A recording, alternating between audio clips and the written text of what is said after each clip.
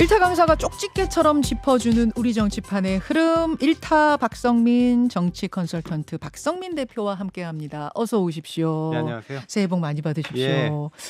새해 시작하면서 새해 첫날이 총선 D-100일이었고요. 오늘이 1월 3일이니까 D-98일. 그래서 사실은 오늘 일타 강사가 뽑은 총선 변수 뭐 3가지, 4가지 이런 걸 짚어보려고 했었어요. 근데 어제 이재명 대표의 피습 사건이라는 참 예상치 못했고 충격적이고 끔찍한 사건이 벌어졌습니다. 이 발생한 원인은 뭔지 또 뭐 상황들에 대해서 문제점에 대해서는 앞에서 제가 충분히 짚었고요. 박성민 대표하고는 이것이 선거에 미치는 영향이란 측면에서 그러니까 변수가 될 것이란 측면에서 먼저 좀 짚어보고 싶어요. 오늘 꼽을 변수 중에 들어가겠습니까? 일단 당장 이낙연 전 대표 탈당, 예. 원칙과 상식 탈당은 거의 예고되어 있었던 건데 그렇죠. 그 일정에 영향을 좀 미치겠죠. 당장 오늘 기자회견 취소됐죠. 원칙과 예. 상식. 다만 이제 그것은 속도에는 영향을 미쳐도 방향에는 뭐 영향을 미치지 못할 것으로 봅니다. 탈당이라는 방향에는. 예, 그렇죠. 그거는 뭐 이미 12월 30일 날 이재명, 이낙연 두 분이 만나서 예. 서로의 최후 의지를 서로 확인하지 않았습니까? 그렇죠. 그러니까 뭐 이낙연 대표가 우리가 뭐 단합을 못해서 지금 어려운 게 아니고 변화를 안 해서 어려운 건데 그 변화 의지를 확인하기 위해서 오늘 마지막으로 만났다. 그리고 나와서 변화 의지를 확인하지 못했다. 그런 말했죠. 이제 갈 길 간다. 이렇게까지 얘기를 한 상황이기 때문에 이재명 대표의 피습 사건이라는 게 굉장히 예상 못한 거고 안타까운 상황이긴 하고 그래서 좀 일정 조정은 하겠습니다만 그게 이제 무한대로 지금 늦출 수가 없잖아요. 총선이 있기 때문에. 그렇죠. 이게 예. 역으로 계산해 보면 시한이 예. 있거든요. 그래서 뭐 일부 이제 친명계 의원에서는 이걸 계기로 뭐 당을 나갈 수 있겠냐 이런 분위기에서 이런 얘기도 있긴 합니다만 예. 아주 위중한 상태 이재명 대표가 뭐 그런 상태라면 모르겠지만 다행스럽게도 그런 게 아니라면 조금 숨 고른 뒤에 나가지 않을까 저는 그렇게 봅니다. 예, 속도 조절은 있겠지만 큰 방향에 있어서 그 방향이 틀어지진 않을 것 같다. 회군하기에는 너무 많은 얘기들을 서로 했죠. 그러니까 회군하기에는 알겠습니다. 이게 너무 방향이 틀어지진 않는데 속도가 늦어지면 제3지대 빅텐트 얘기 많이 나오는데 뭐 이런 일정에는 영향이 없을까요? 영향이 좀 다소는 있을 겁니다. 이게 아까 말씀드린 대로 총선이라는 게 역산해 보면 네. 역시 공천이라는 게 일정이 있는 거기 때문에 일정 있죠. 예, 그래서 그게 마냥 늦추지 못할 것 같고 약간 정도의 예의를 갖추는 정도 예. 그런 정도가 아닌가. 그렇지만 일단 어쨌든 당 안에 불던 이 뭐 탈당의 움직임, 분위기 이런 것이 이제 위축되는 건 사실이잖아요. 그리고 그렇죠. 조심스럽죠. 아무래도. 예. 이재명 대표 중심으로 뭐 지지층 더 결집하는 것도 사실일 것 같고 그래서 박근혜 전 대통령 때처럼 그 피습 사건 때처럼 선거 전반에 영향을 주진 않겠는가 뭐 이런 전망들도 나오던데 박 대표님은 어떻게 보십니까? 그때는 선거 기간 중에 있었던 일이고 지금은 그런 거는 아니기 때문에 그렇게까지 영향을 줄 거라고 보지는 않고요. 그렇게 이거 아까 윤여준 전 장관도 좀 시간이 많이 남아서 말씀하시는데 똑같이 보시는군요. 저도 그렇게 봅니다. 이재명 대표 리스크가 다시 수면 위에 떠오를 가능성도 있습니까? 조금 이제 반대된 얘기인데. 그거는 이제 세 가지가 다 얘기 나올 수 있는 거 아닙니까? 이제 이런 분위기에서 탈당할 수 있겠냐? 그건 끝난 거다. 이렇게 얘기하는 분들도 있을 것 같고. 네, 두 탈당 끝났다는 번째는 이제 분들도 사법 리스크가 있지만 네. 수술까지 한 마당이니까 이제 재판 일정들이 좀 늦춰질 거고 그것도 있고 그러면 또 한쪽에서는 당대표 직무를 계속 수행할 수 있느냐 지금 이런 상황에서 병실에서 그래서 그러면 이거 이 손으로 좀 후퇴하는 게 어떻겠느냐 조심스럽지만 그런 얘기도 다시 나올 수 있겠죠. 그러나 이제 그건 알 수는 없습니다만 제가 이건 틀릴 수 있는 얘기인데 이재명 대표가 이것 때문에 물론하고 통합비대위를 구성을 이제 와서 한다거나 또 그렇게 안 한다고 해서 또 이낙연 전 대표나 또 원칙과 상식이 가던 길을 멈추고 해군한다.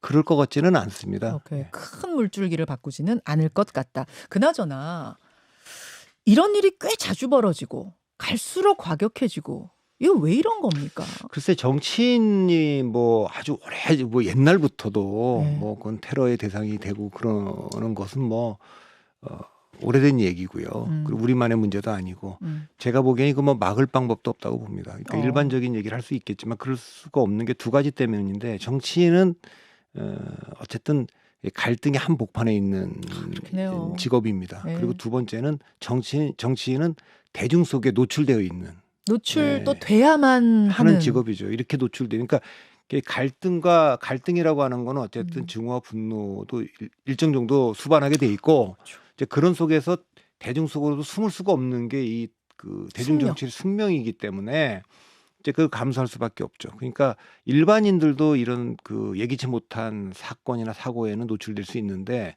정치인은 훨씬 더 그 가능성이 높은 거죠.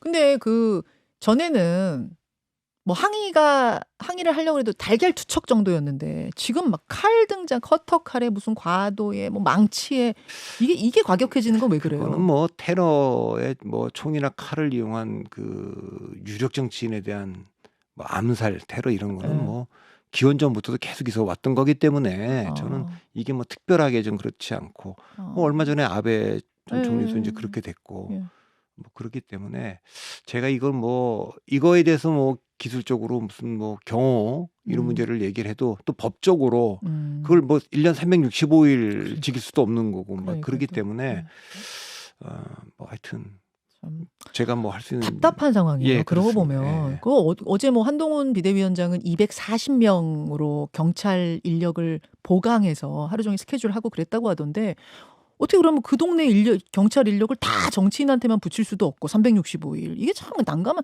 또 정치인 입장에서도 240명 경찰한테 둘러싸여서 여기저기를 다닐 수도 없고 그러면 참 난감한 문제더라고요. 모든 정치인이 어저께 그 이재명 대표의 피습 사건을 보면서 예. 그게 다 자신이 당할 수 있는 일이라 생각하지 않았겠습니까? 다 그런 생각했대요. 다 그 생각을 했을 것 같아요. 예, 정파를 뭐, 떠나서. 그리고 굉장히 위축될 겁니다. 그럼요. 참 걱정입니다. 총선의 변수 짚어보고 있습니다. 일단 이재명 대표 피습 사건은 큰 변수는 안 될 것 같다. 그런 말씀이신데 그럼 어떤 변수를 보세요? 일단 이번 총선의 의미가 저는 뭐 끝나지 않은 대선의 마지막 승부라고 좀 봅니다. 아하. 그러니까 우리가 흔히 뭐 대선 연장전이다 이런 얘기를 많이 썼는데 윤석열 대통령과 이재명 대표가 이번에 또 붙으면은 세 번째 붙는 거거든요. 대통령 선거에서 0.73으로 지고 고지어진 뭐 지방선거 지고 이번에 어쨌든 그 승부를 볼 수밖에 없는 상황이죠. 그러니까 이 재판으로 말하면 재판에 비유하자면 1심과 2심은 이재명 대표가 졌어요. 예. 그리고 이제 최종심에 올라와 있는 거예요. 대법원에. 이제 대법원 간 거예요? 예. 그래서 이게 뭐 파기환송돼 갖고 다시 시작할 수도 있고 아니면 뭐 원심 확정될 수도 있고 이제 그런 거죠. 그러니까 핵심은 이거죠. 국민들이 지금 1년 10개월 동안 지켜보고 있는 게 뭐냐면 대통령 권력과 의회 권력이 정면 충돌할 때 그래서 서로의 주장을 전면적으로 그냥 거부하는 거부권 비토크라시에 빠져 있을 때 이 상황을 더 이상 갈 수는 없다. 이 결론들은 다 내릴 것 같습니다. 이제 그러면 민심이 결국 판단해 줘야 되는데 총선에서 셋 중에 하나입니다. 민심은. 첫째. 대통령이 일 좀 하게 국민의힘에게다 가방 녀석을 좀 만들어 줘야겠다. 그렇게 생각할 이렇게 할 수 있고. 두 번째는 민주당이 주장하는 대로 대통령이 지금 의석이 저렇게 없는데도 저렇게 독주를 하는데 그러니까 뭐 개헌, 탄핵, 거부권 무력화시킬 수 있는 범진보 200석을 좀 만들어줘서 좀 이제 제어를 해야겠다 이럴 수도 있고. 세 번째는 어느 누구도 이 상황을 독주할 수 없도록 균형석을 주는 거죠. 누구도 이제 가반석을 못 갖고 가는 거죠. 제3지대에 표를 줄 수도 있고. 예, 어쨌든 한쪽으로 몰아주지 않고 이제 가는 거죠. 그렇게 첫 번째, 두 번째, 세 번째 가능성이 다 가능하다. 왜냐? 비토크러시 상황이기 때문에. 그러니까 지금 다 봤기 때문에 민심이 어쨌든 이제는 승부를 내줘야 되잖아요. 승부를 내줘야 되기 때문에 어쨌든 민심이 한쪽으로 결론을 내줄 거다. 그렇게 저는 봅니다. 그 결론 이제 세 가지 중에 어떤 결론을 낼까에서 가장 큰 문제는 뭐가 될 것인가. 일반적으로 얘기하는 건 이제 김건희 여사 특검법을 어떻게 처리하느냐 이 문제인데 동의하세요? 김건희 여사 문제는 그러니까 이게 지금 윤석열 대통령도 그렇고 이재명 대표도 그렇고 일관되게 윤석열 당과 이재명 당으로 만들어야겠다는 일관된 의지를 갖고 있지 않습니까? 그래서 이게 보면 주전선은 여야 간에 있는 것처럼 보이지만 네. 국민의힘과 민주당에 있는 것처럼 보이지만 또 내적으로는 내전을 치르고 있어요. 내전 치르고 그러니까 이게 맞네요. 1920년대부터 30년대 40년대 중국 상황이 그랬거든요. 일본과 큰 전쟁을 치르면서 예. 공산당과 국민당이 내전을 치르고 있는 거거든요. 그렇죠. 때로는 그래서 국공합작도 하고 이러거든요. 그렇죠. 그러니까 이건 지금 보면 하나의 전쟁 두 개의 전선이 있는 것인데 양쪽 다 전직 대표를 사실상 출당시킨 겁니다. 형식은 탈당이지만 내용적으로 보면 출당이고 사실은 전직 대표들이 나가는 거니까 이건 분당 아니냐 이렇게까지 해석해도 좀 무리는 없다고 봅니다. 그러니까 두 전직 대표가 예고를 했거든요. 한 분은 12월 27일까지 대통령과 당의 변화가 없으면 전 나가겠습니다. 그렇죠. 또 이렇게 있고 한 분은 12월 말까지 뭐 변화가 없으면 나가겠습니다 이랬는데 그렇죠. 이준석 대표는 12월 27일까지 잡는 신용도 안 했어요.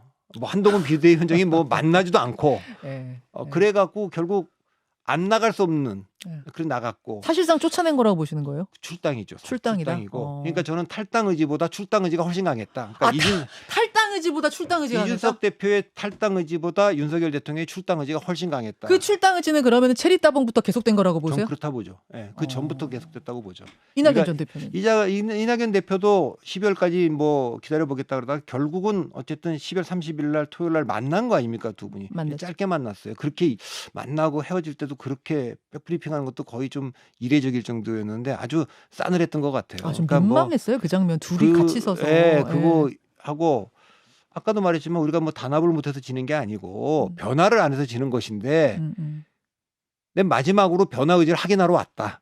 뭐 변화 의지라는 게 뭐겠어요. 이재명 대표가 뒤로 물러나느냐 마느냐 그건데 그런 의사 전혀 없다고 통보한 것 같고. 그렇죠. 그러니까 나와서 뭐 정치적인 수사도 아니고 변화 의지가 없는 걸 확인했다. 내 갈 길 간다. 이렇게 얘기했으니까 어떻게 보면 양쪽 다 나가라. 안 잡는다. 안 잡는다가 아니라 둘 다 이제 어느 신문 헤드라인 그렇게 뽑았다. 알턴이 뽑았다. 근데 양쪽 다 알턴이를 다 내보낸 거니까 그 내전에서 일단 쫓겨난 거죠. 이제 이준석과 이낙연은. 안 잡는다 정도가 아니라 알턴이를 뽑아내는 출당이라고 지금 계속 보신다는 말씀이에요. 그러면은 우리가 무슨 얘기하다가 여기로 왔죠? 그러니까 지금 끝나지 않는 대결. 이 끝나지 않은 이재명, 윤석열 두 사람의 대결이 내전으로까지 지금 제가 이제 그 얘기하다 왔어요. 김건희 특검을 얘기를 하셨습니다. 방송 이렇게 해도 되는 겁니까? 꼬리에 꼬리를 진행자도 묻니다. 그렇고 저도 그렇고 우리가 무슨 얘기하다가 여기까지 왔지 이렇게 얘기해도 되는 겁니까? 근데 그러니까 제가 얘기하려고 했던 건 뭐냐면 양당에서 중요했던 이슈가 이낙연 대표가 나간다. 또 이준석 대표가 나간다. 전 대표가. 이게 가장 중요했는데 이것도 처리 안 했는데 뭐 김건희 특검법을 받겠습니까? 저는 당연히 거부권 행사하고 그거는 뭐 한동훈 비대위원장이 처음에 마치 독소 조항만 빼내면 뭐 얘기가 될 것처럼 했다가 바로 걷어들였지 않습니까? 맞아요. 그러니까 이거는 저는 그래서 계속 말씀드립니다만 뭐 제가 지난주에 나와서도 말씀드린 것 같은데 한동훈 비대위원장은 뭐 비대위원장이 되면 해야 될 일이 이거 세 가지가 있다 얘기했을 때 이준석 대표 만나야 될 거다. 김건희 특검법을 어떻게 처리할 건지 방향 정해야 될 거다. 윤석열 대통령이 변화를 좀 요구해야 될 거다. 저는 다 못할 거라고 보고 결국 3골 먹고 4골 넣는 축구. 상대방 골키퍼도 지금 뭐 팔 하나 부러진 채로 골대 지키고 있으니까 웬만큼 때리면 다 들어갈 거다. 이런 식으로 하지 않을까 싶습니다. 지난주에도 말씀하셨어요. 3골 먹고 그래 3골 내주고 대신 4골 넣으면 되잖아. 이 전략으로 결국은 갈 거다. 김건희 여사 특검법 큰 숙제지만 결국은 그것보다 더 공격하는 쪽으로 방향을 잡을 수밖에 없을 거다라고 보시는 거예요. 저는 그렇게 봅니다. 알겠습니다. 끝나지 않은 대결 윤석열 대 이재명. 이게 큰 변수란 말씀이시고 총선 D-98 그다음 변수는 뭐로 보세요? 그다음에는 역시 혁신이 되겠는데요. 제가 이제 두 전직 대표가 나가기 전에 양당 공통된 상황이니까 제가 이렇게 얘기를 했어요. 그럼 한쪽에 뭐 예를 가지고 설명하겠습니다만 그 당이 승리하려면 국민의힘이나 민주당이나 마찬가지입니다. 최선의 시나리오는 뭐냐? 예를 들면 국민의힘은 이준석도 남고 혁신을 세게 하는 거죠. 그렇죠. 그럼 민주당은 이낙연도 남고 그렇죠. 혁신을 세게 하는 겁니다. 차선은 이준석은 나가는데 혁신을 세게 하는 겁니다. 그건 2000년에 마치 한나라당에서 이해창 그 총재가 뭐 김윤환, 이기택, 뭐 박찬종 이런 분들 공천 다 배제하면서 오세훈, 원희룡 이런 분들 다 공천 준 것처럼 또 2016년에 더불어민주당에서 뭐 안철수, 박지원, 정동영, 천정배 이런 분들이 나가지만 또 뭐 양양자, 조홍천 이런 분들 공천하지 않았습니까? 그렇죠. 그런 식으로 나간 사람들을 잊을 정도로 더 좋은 분들을 모셔오면 되죠. 그러니까 전직 대표들이 나갔지만 혁신을 세게 한다. 이게 차선일 겁니다. 이것도 새 꼴 먹고 뭐 내 꼴 넣는 거랑 마찬가지네요. 차선인데 차악은 뭐냐? 이분들이 안 나가고 남았는데 혁신은 별로 안 하는 거. 이게 차악이고 최악은 나갔는데 혁신도 안 하는 겁니다. 그러면 이제 신당이 될 가능성이 있는데 지금은 이제 그 두 번째하고 네 번째만 남은 거 아닙니까? 그렇죠. 그러니까 만일에 이 두 분이 나가서 신당을 만들었는데 국민의힘과 민주당이 혁신을 세게 하면 여기 혁신이라고 하는 건 역시 뭐 기조도 기조지만 인물이죠, 인물. 그래서 혁신적인 인물들을 배치한다면 밖에 나가 있는 신당은 힘을 못 받을 것이고 반대로 이 두 당이 혁신을 안 하면 그러면 뭐 스윙보터들이 중도층들이 신당에 눈을 돌리게 되겠죠. 그러니까 그 연동되어 있는 문제이기 때문에 지금은 뭐 차선과 최악 중에 선택해야 될 문제고 일단 선택은 남아 있는 분들이 얼마나 이제 혁신할 거냐. 한동훈 비대위원장과 이재명 대표한테 달려 있다 이렇게 봅니다. 그러니까 우리 일타 박성미, 우리 일타 강사님 강연은 이어서 들어야 돼요. 그러니까 지난주 여러분 복습해 보세요. 잘 생각해 보세요. 지난주에 그러셨잖아요. 스윙보터다. 선거는 무조건 스윙보터 잡는 거다. 그런데 그 스윙보터들은 좀 어디 뽑을까 이렇게 하고 있는데 탈당은 전직 대표 두 사람 다 탈당해 신당 만든 상태에서 본당이 세게 혁신을 하면 뭐 하려고 그러네? 이러면서 이쪽에 정을 줄 수 있지만 뭐야 전직 대표들도 내쫓더니 혁신도 하나도 못해? 이러면 난 저기 뽑을란다 이렇게 될 수 있다. 그렇죠. 스윙보터 잡기. 일단 민주당이 무슨 경계될 건 뭐냐면 이준석 대표가 먼저 나가 있는데 사실은 윤석열 대통령께 실망해갖고 그 국민의힘으로부터 이탈한 2030도 있고 중도층이 있는데 이준석이 딱 있으면 이게 이제 방파제 같이 여기 딱 걸릴 거 아닙니까? 민주당으로 못 넘어가고 그런 상황에서 민주당이 분열을 한다. 그러면 그거는 굉장히 어려운 상황이죠. 왜냐하면 국민의힘은 나갔더라도 이준석 대표가 나갔더라도 지난번에 너무 많이 졌기 때문에 공간이 많이 있고 그렇죠. 장차관이나 뭐 또 새로운 인물들 영입을 많이 할 수 있는데 민주당은 사실 지난번에 너무 많이 이겼기 때문에 빈자리가 없어요. 빈자리도 빈지역구가 없고 없어요. 새로 교체를 해도 뭐 새로운 인물들이 아니거든요. 이제 결국 혁신이라는 게 우리는 시스템 공천으로 경선을 했습니다. 시스템을 혁신으로 보지 않고 결국 인물을 혁신으로 볼 거기 때문에 그런 점은 또 민주당이 좀 경계를 해야겠죠. 그렇게 보시는군요. 오늘 말입니다. 국민의힘이 공관위원장 이름은 오늘 발표한다 그러거든요. 뭐 하마평에는 여러 사람 이름이 있긴 하던데 어제 한동훈 비대위원장은 공천 관련해서는 기준이 있다. 이기는 공천하겠다.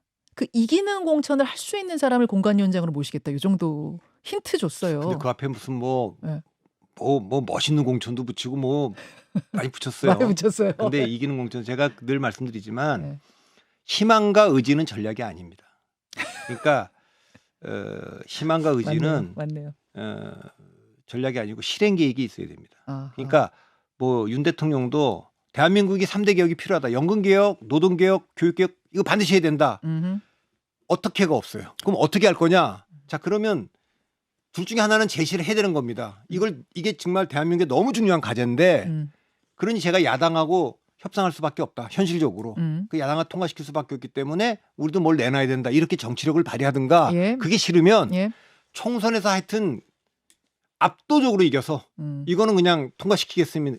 근데 제가 보기에는 윤 대통령이 둘 다 안 하는 거예요. 그러니까 정치도 안 하고 선거 이길 방법도 안 찾고. 그래서 이번에도 신년사에 보면 이권과 이념과 이권에 뭐 기반한 그 카르텔 얘기는 사실은 중도층들한테 어필하는 거는 아니거든요. 그렇죠. 우리 지지층만 강화하는 건데 우리 지지층은 이미 35% 안에 다 들어와 있는 분들입니다. 이제 그런 면에서 이제 외연확장을 해야 되는데 외연확장을 안 하고 있다는 게 이제 첫 번째 문제고 있죠. 그 한동훈 위원장도 똑같은 겁니다. 한동훈 위원장도 선거 이겨야 된다. 이길 수 있다.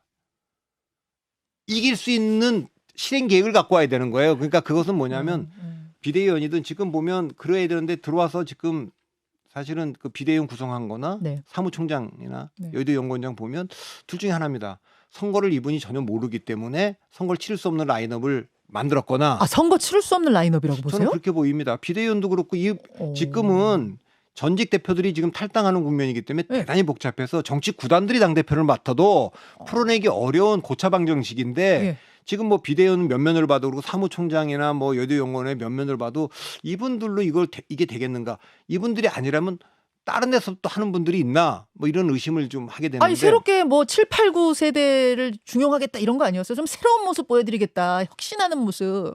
아니 그것도 좋은데 그 일부 젊은 얼굴로 바꾼다고 해서 이 난제를 예를 공천을 하려 그러면 거기 뛰고 있는 예를 들면 뭐 당협위원장이라든가 다 있는데 이분들을 어떻게 정리할 거냐, 누구를 어디로 배치할 거냐, 이게 쉬운 얘기가 아닌데 그런 점에 대해서 좀 그렇고 무슨 뭐 한동훈 위원장이 들어오면서 불출마 선언하고 왔잖아요. 네, 그것도 네. 저는 제가 보기에는 네. 당이랑 상의해서 당이 결정할 문제지. 결정해 갖고 와갖고 딱 던지는 거는 좋은 모양으로는 안 보여요. 그렇게 네. 보셨군요.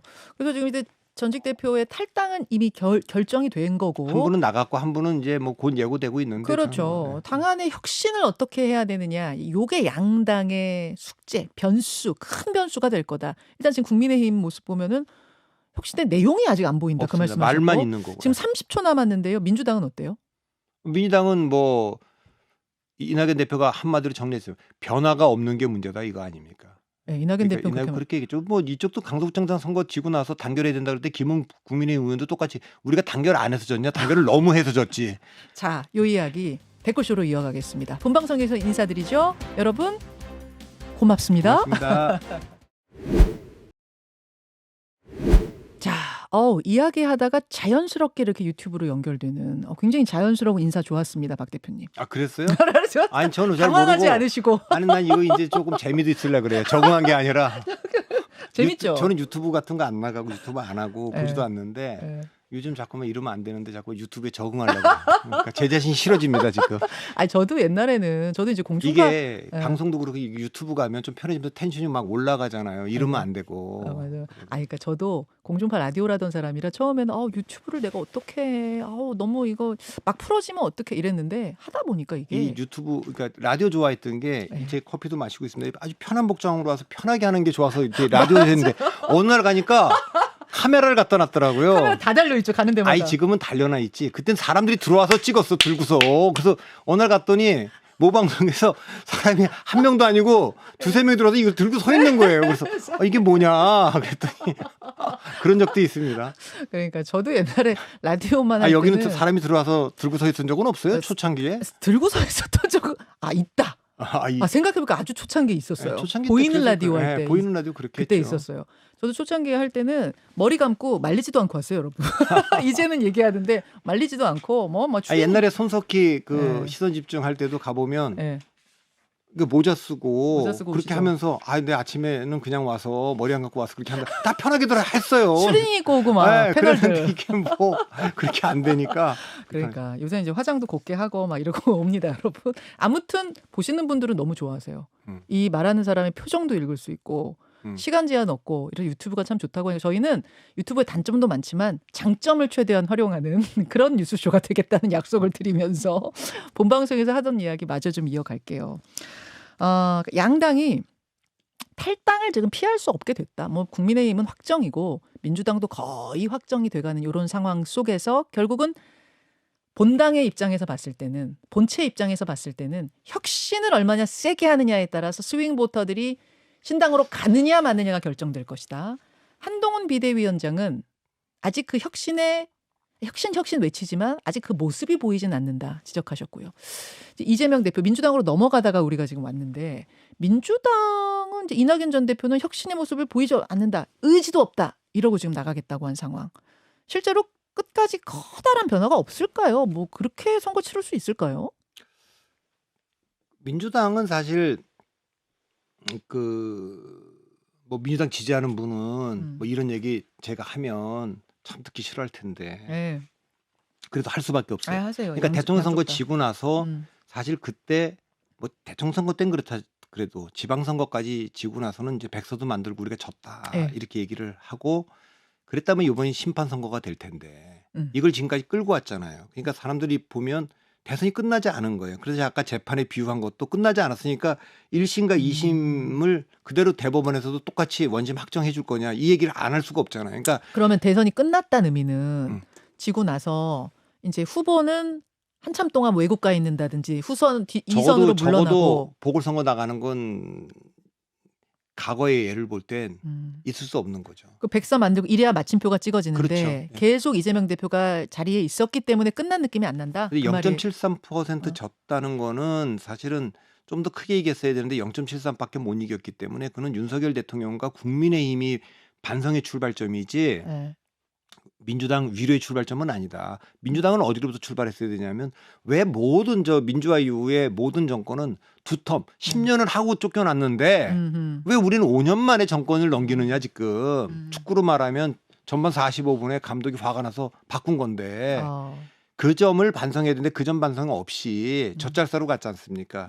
그러니까 이 문제가 지금까지 쭉 이어지고 있는 상태니까 그래서 뭐 그 전당대회를 봐도 그렇고 지난번에 불체포 특권 그 전국을 봐도 그렇고 그 다음에 사실은 그 당내에서는 1년 전에 만들어 놓은 총선 경선 룰은 손대지 않는다.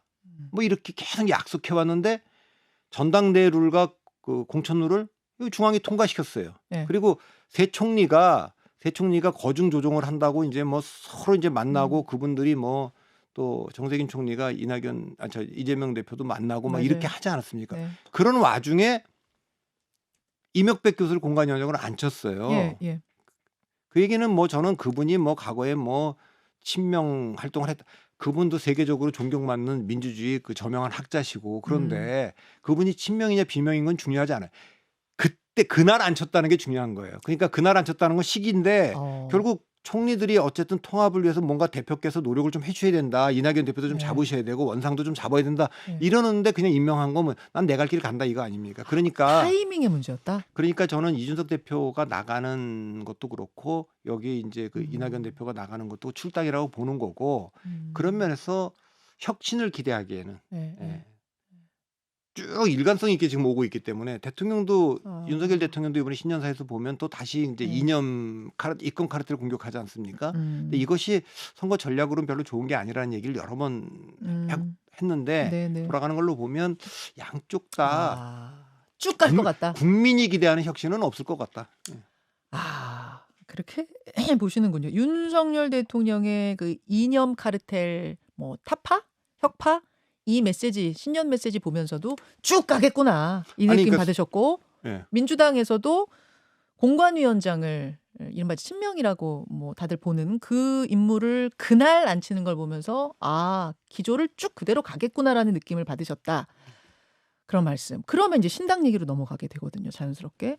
만약 이제 본당들이 큰 기조 변화 없이 국민들 보기에 크게 바뀌었다는 느낌 없이 가게 될 경우 신당의 공간은 좀 더 넓어지는 거예요. 그렇죠. 그러니까 그럴 때는 그러나 이제 그것이 충분 조건은 아니고 필요 조건이에요. 그러니까 양쪽 당이 기득권을 유지하면서 혁신하지 않는다. 그럼 이제 신당이 움직일 공간이 확보된다. 이 측면에서 그거는 이제 뭐 필요 조건이고 이 신당 나온 사람들은 이 자기들이 떠나온 이 정당을 대체하려고 나온 거 아니겠습니까? 그렇겠죠. 그러니까 새로운 비전과 새로운 가치가 있어야 될 거예요. 그렇죠. 그러니까 적어도 민주당이 안 변했는데 예를 들면은 뭐 옛날에 민주당의 구노선이라고 하는 게 김대중 대통령이 만들어 놓은 민주당은 민주주의를 위해 싸우는 정당입니다. 민주당은 한반도 평화를 위해 싸우는 정당입니다.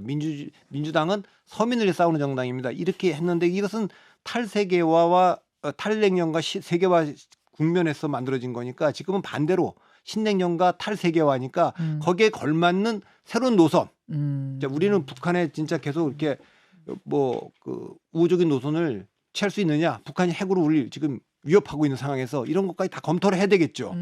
그러니까 노조들도 한노총 민노총처럼 젊은 친구들은 이 연공제 싫어하는데 이거 계속 할 거냐? 뭐 이제 이런 거 다 검토해야 될 겁니다. 그리고 이제 이준석 대표도 보수의 미래, 새로운 보수는 안보 보수나 시장 보수, 북한이라는 프리즘으로 보는 안보 보수, 돈이라는 프리즘으로 보는 시장 보수를 넘어선 새로운 따뜻한 그 사회적 보수를 만들어낼 수 있겠느냐. 사회적 보수. 이제 그러니까 이 문제와 관련해서 약자와 동행하는 보수가 될 수 있느냐. 이거는 뭐 김종인, 유승민 본인의 멘토들이 만들려고 했던 건데 그걸 할 거냐. 이제 이런 것들이 있어야 돼요. 이게 이제 충분 조건이 될 것이고요. 그 성공 여부는 전 그렇게 봅니다. 이거 뭐 좀 제가 이런 비유가 적절한지 모르지만 일본의 메이지 유신 전야 같아요. 굳이 비유하자면. 그러니까 그때 이제 에도 막부 시대인데 1853년에 페리 흑선이 왔거든요. 네. 그걸 이제 에도 막부가 보니까 싸울 상대가 아니에요. 너무 압도적인 거고 뭐 요시다 쇼인도 받고 료마도 받고 다 봤어요. 그래서 개항을 하라 그러니까 개방할 생각을 해요. 막부는 개항이 불가피하다. 네. 그러니까 조슈번 같은 데서는 이 흑선을 못 본 사람들은 조낭양이라 그래서 칼 빼들고 싸워야 된다. 이렇게 하는데 사실 메이지 유신의 주역들이 보면 양쪽 다 일리 있는 얘기거든요. 개항을 하자는 것도 일리 있는 얘기고 싸우자는 것도 일리가 있는 얘기들이에요. 근데 그러니까 지금 윤석열 정권 심판을 해야 된다는 주장도 일리가 있고 이재명 대표가 저런데 저걸 그대로 둘 거냐 저거 심판해야 된다는 얘기도 일리가 있는 얘기예요. 그런데 나중에 60년대 쭉 가면 어느 날 갑자기 이 막번 체계 막부와 번이라고 하는 이 체계 자체가 봉건적이고 이걸 무너뜨려야 된다. 이러면서 그때 탈번하면 죽는 거거든요. 탈번한 사람들.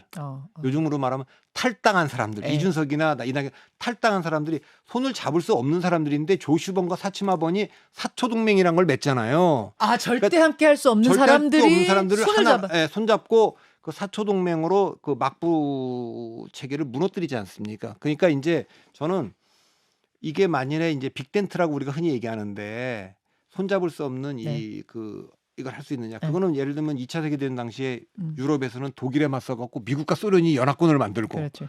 아시아에서는 일본에 맞서서 공산당과 국민당이 국공합장을 하고 그렇지. 이런 것처럼 할 수 있느냐? 그러니까 지금은 다들 너무 이제 그 결이 다르고 그러니까 못할 거다 그러지만 나와서는 일단 자기들이 속했던 정당의 변화를 계속 얘기할 거예요. 1월 달에는. 그러나 변화가 없고 본인들도 생존해야 된다 그러면 이제 그 빅텐트 얘기가 나올 텐데 2월 달에 그게 될지 안 될지 모르겠습니다. 되면 3당 체제로 치러질 거고 안 되면 양당 체제.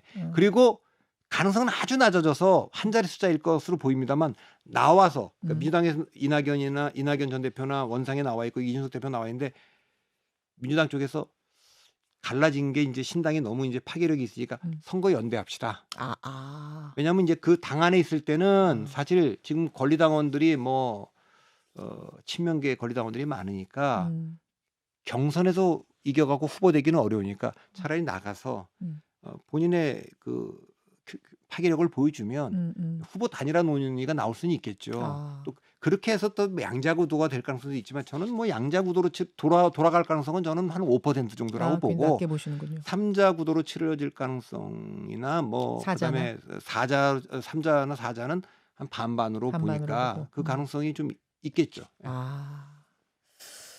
결국 그러면은 제3지대, 그러니까 양당이 변하지 않으면 큰 변화를 못 보여주면 제3지대 공간은 넓어지지만 이 제3지대 공간 안에 지금 막 이렇게 있는 이 사람들이 어디까지 뭉칠 수 있느냐. 공통의 목표를 가지고 다름을 얼마나 넘어설 수 있느냐. 그게 관건이다. 그러니까 이때 공통은 정치는 하나만 같아도 동지로 보는 사람들이 하는 거예요. 하나만 달라도 적으로 보는 사람이 하면 안 되거든요. 그러니까 미국과 소련이 손잡는 거고 삼성과 구글이 애플에서 맞설라니까 저가 동침했어. 그거 안 했으면 옴니 하나 만들고 있겠지. 갤럭시가 나왔겠어요. 그러니까 저는 지금 이 상황에서 잘 생각해야 돼. 오로지 딱 그 양당을 무너뜨린다는 목표 하나로 다 뭉쳐서 선거 이후에 헤어져도 됩니다. 그러니까 지난번에 그 안철수와 유승민이 만났다 헤어졌는데 그건 총선 이후에 대선을 앞두고 만났던 거니까 헤어질 운명이었고 만일에 2016년에 안철수 의원이 나와서 국민의당을 만들었는데 그때 새누리당에서 공천 배제된 유승민 전 의원이 국민의당에 그때 무소속 나갔지만 국민의당에 합류했다면 그 국민의당의 의석을 훨씬 많이 늘렸겠죠. 그러니까 이번에는 목표는 딱 하나다. 그냥 우리는 뭉치자. 1번과 2번 아닌 사람은 다 3번 찍게 3번이라는 거 선택지 하나만 줘야 되지 3번, 4번, 5번 주면 저는 선택할 수가 없다. 그렇게 해야 제3지대는 이길 방법이 생긴다라는 조언을 주시는 건데 자 볼게요. 그럼 지금 있는 당 한번 볼게요. 자 이준석 신당 있습니다. 뭐 이름도 대충 정했더라고. 개혁신당.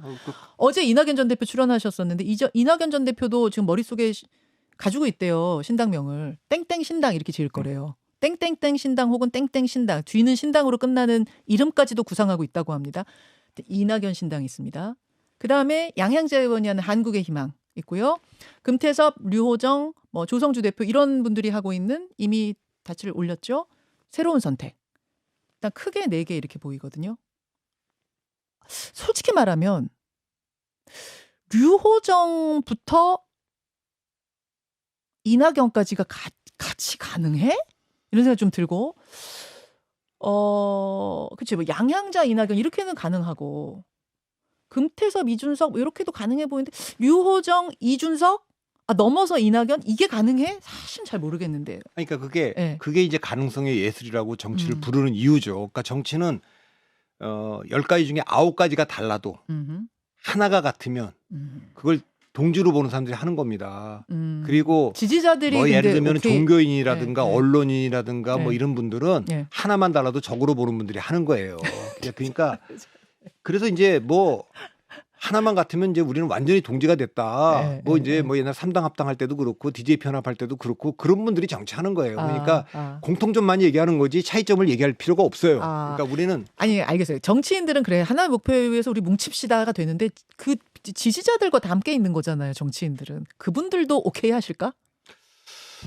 그건 뭐 다 따라오진 않겠지만 뭐 물론 저는 이제 그분들이 이탈할 가능성이 좀 있다고 봅니다. 그러나 이제 마지막에 가면 1번, 2번 지금 당면한 최대 목표 뭐 어떤 분은 기후 얘기를 해야 된다. 어떤 분들은 젠더 얘기를 해야 된다. 어떤 분은 노동 얘기를 해야 된다.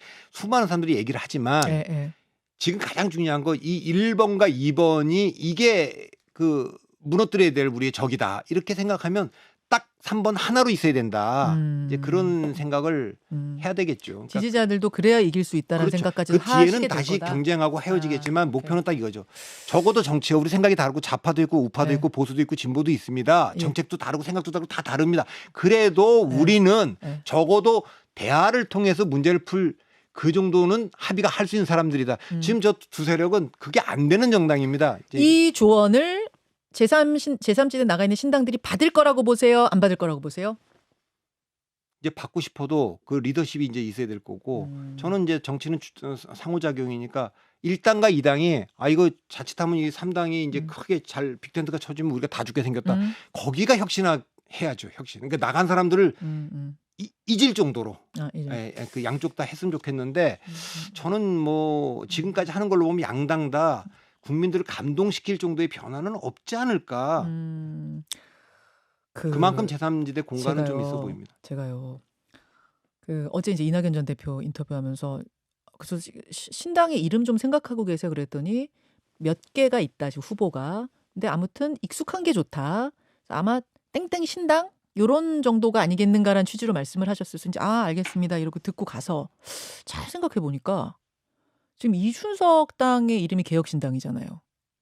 근데 이낙연 전 대표가 나가서 만들 당도 땡땡 신당이면 이거 합치기 좋게 만들어 놓고 들어오려고 그러는 거 아니에요? 이 생각이 자려고 하는데 그 드는 땡땡이 거예요. 뭔지 모르지만 하여튼 뭡니까 근데? 몰래 땡땡이 뭔지는 이제 이낙연 전 대표 머릿속에 말 안 하고 왔어요? 말 안 하고 왔어요. 근데 어쨌든 땡땡 신당이래요. 그럼 개혁신당하고 땡땡 신당 만약 빅텐트로 합치게 되면은 얼마나 편해요. 앞에만 바꾸면 되잖아 신당으로. 어쨌든 그 생각하고 있나? 제3정당은 지금 그 기득권, 그러니까 우리가 이렇잖아요. 그러니까 선거가 4가지 전선이 있는데 기득권 대 혁신, 과거 대 미래, 분열 대 통합, 낡음 대 새로움. 그러니까 저 두 정당이 기득권이고 과거고 분열이고 그렇다면 그러면 이제 여기는 이제 혁신, 미래, 그다음에 새로움, 통합, 이런 거를 하면 이제 그런 조합을 만들어낼 수 있느냐. 근데 이게 그렇게 이제 만나면 그럼 이제 젊은 바깥에 있는 많은 그 세력들이 젊은 분들이 들어오겠죠. 붙어요. 그래서 이제 처음부터 이준석, 이낙연 그 두 분이 만날 것보다는 그러면 너무 이제 그 전직 대표들이 또 대선 주자로 불리는 분들이 이렇게 결합하면 나머지가 다 종속 변수가 되니까 밑에서부터 자연스럽게 그러니까 뭐 이를테면 이준석 대표하고 좀 상대적으로 민주당에 나온 분들이 젊은 그룹인 상대적으로 젊은 원칙과 상식 이쪽하고 하면 젊은 바깥에 있는 제그룹들이 거기 좀 붙고 그러면서 나중에 천천히 붙을 수도 있는데 다만 공천 일정이 있어서 일단 가만히 냅두면 저기 다 뛰고 있는 사람들이 이 조정하기가 어렵거든요. 이제 그런 문제는 기술적인 문제인데 그걸 넘어설 수 있는 리더십이 과연 있겠느냐. 아. 이게 관건이라고 봅니다. 오케이. 박선민 대표와 함께했습니다. 여기서 인사 같이 드리고요. 저는 내일 7시 20분 어김없이 다시 돌아오죠. 화면은 우리 저쪽입니다. 2분 아래서 갈까? 오늘은 2분 아래서 갈까? 2분 아래? 어때요? 저쪽 어디에 제 카메라? 6카메라예요. 6카메라 이거. 자, 두렵습니다. 손 이쁘게 흔들어 주시면 그래요? 돼요. 여러분 고맙습니다. 고맙습니다.